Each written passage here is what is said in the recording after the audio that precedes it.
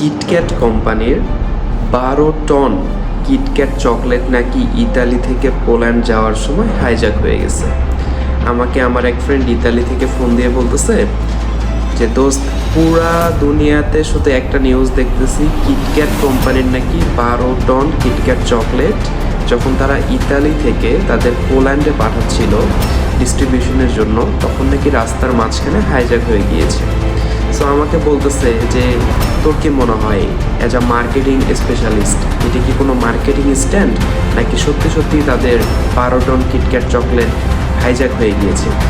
এবং তারা অফিসিয়ালি জানিয়েছে যে এটার কারণে তাদের মার্কেটে সাপ্লাইয়ের কোনো কমতি হবে না। সো তাদের কনজিউমাররা পর্যাপ্ত পরিমাণে চকলেট বাজারে পাবে এবং তারা পারচেস করতে পারবে।